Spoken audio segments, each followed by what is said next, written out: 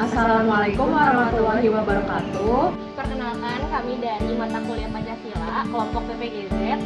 Sebelumnya aku mau kenalan dulu, aku Rafa. Aku Bia. Saya Ayasha. Saya Marwa. Kakak dengan siapa? Halo semuanya, perkenalkan nama aku Sia. Aku Kevin dari Desain Komunikasi Visual angkatan 2022. Aku Raihan di KP 22. Aku Olivia dari advertising. Makanya. Aku Sultan dari advertising. Gua Gipam dari peminatan advertising angkatan 22. Aku dari jurusan advertising. Kalau kakak? Aku Ihsan dari jurusan advertising juga. Oke, salam kenal ya kak. Ya.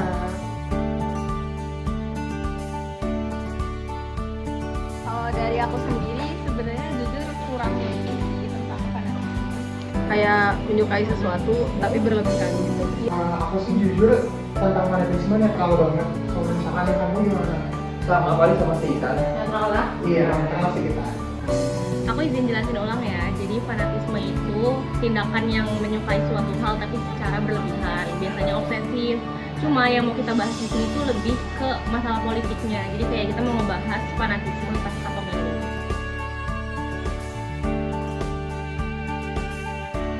Ada sih. Aku tahu. Ada. Nah, kira-kira tuh bentuk fanatismenya tuh kayak gimana sih kak yang terjadi di antara kakak-kakak? Debat sih kita berdua. Kemarin tuh kita berdua sempat debat. Jadi dia tuh dukung 03, saya dukung 02. Nah kita debat, bahwa ya biasalah kan pendukung ya. Jadi debat siapa yang lebih bagus lah, 02 apa 03. Tapi kita nggak nongkrong loh. Iya, kita sempat nggak nongkrong sebulan loh. Ini baru banget kemarin sih aku lihat. Jadi aku tuh ngeliat snapgramnya temen aku. Kalau misalkan ada retweet gitu bilang, kok menyesal ya udah milih nomor sekian gitu. Terus udah kayak gitu dia karena pendukung yang sebelah, terus dia bilang makanya dari awal tuh harusnya literasi, kata dia kayak gitu. Dan itu tuh masih sering diungkit-ungkit tentang masalah nomor sekian kayak gitu.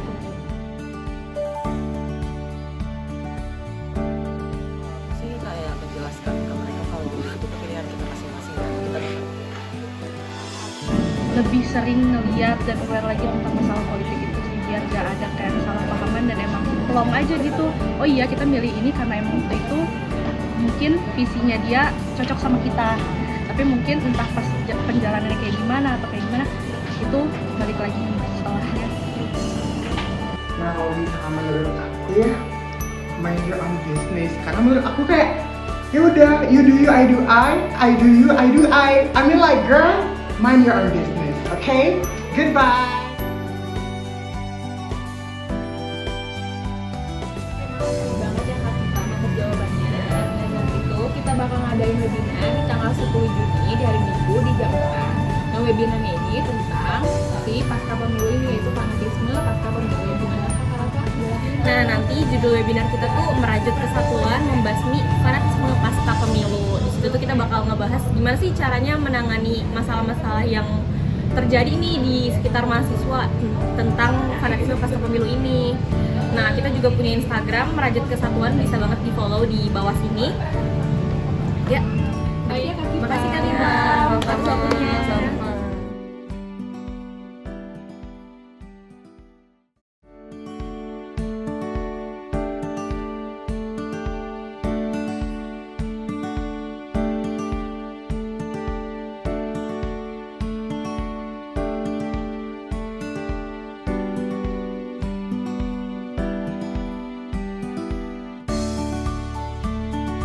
Ketika diulik lebih dalam, fanatisme tidak hanya berdampak pada lingkup politik, melainkan juga mengikat pada tatanan sosial di mana penganiayaan terhadap individu yang berbeda pandangan menjadi lebih marak.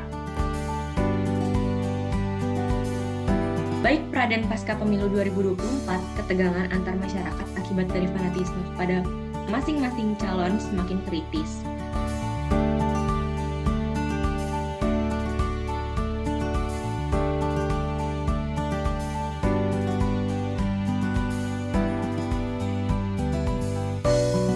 Baik, terima kasih kepada Rafa dan Dedia yang sudah memaparkan materi yang sangat menarik ya. apalagi untuk kita para mahasiswa. Halo guys, gimana tadi setelah mendengarkan materi yang disampaikan oleh Kabia dan Karafa? Kira-kira udah pada mudeng belum sama materinya? Oh, ternyata udah banyak nih yang ingin bertanya. Banyak banget ya. Wow. Nah, ini dia. Ini pertanyaan dari Kak Kika. Open mic ya, udah dibaca aja biar kita makin interaktif gitu. Halo Kak, makasih atas kesempatannya. Sebelumnya perkenalkan, nama aku Kika. Aku di sini ingin bertanya, apabila ada seseorang di sekitar kita yang terlalu fanatik sama pasangan calon tertentu, apa yang harus kita lakukan untuk menghadapinya? Terima kasih. Baik, terima kasih banyak Kak Kika atas pertanyaannya. Wah, menarik banget ya. Aku izin menjawab ya. Jadi perlu kita ingat bahwa di dunia ini tuh gak ada yang sempurna. Begitu juga dengan seluruh pasangan calon. Pasti ada kelebihannya dan ada kekurangannya juga.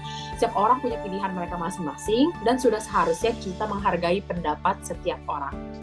Izin nambahin ya Kak Ayasa, jadi kalau kita ketemu orang yang terlalu fanatik dan gak menghargai pilihan orang lain, salah satu cara yang bisa kita lakukan yaitu dengan coba untuk diajak bertukar pendapat yang dilandasi data yang aktual. Nah, pastikan juga untuk tetap tenang dan terbuka dalam menanggapinya. Nih, boleh nih pertanyaan dari Kak Raffi. Boleh Kak Raffi di open mic supaya kakaknya ngomong pertanyaannya langsung ke kita supaya kita langsung menjawab juga. Oh ya, halo Kak, terima kasih atas kesempatannya. Perkenalkan saya Raffi. Saya mau nanya nih, gimana caranya buat kita itu untuk nanggepin orang-orang yang fanatik terhadap salah satu paslon gitu, tapi yang tipenya suka menyindir atau nyinggung saya yang memiliki pilihan yang berbeda gitu dengan mereka. Kira-kira saya harus gimana? Karena kadang biasanya mereka suka nyindir-nyindir, suka nyinggung dengan masalah-masalah yang sebenarnya nggak ada hubungannya dan nggak ada kaitannya gitu Kak. Itu aja sih. Oke, terima kasih.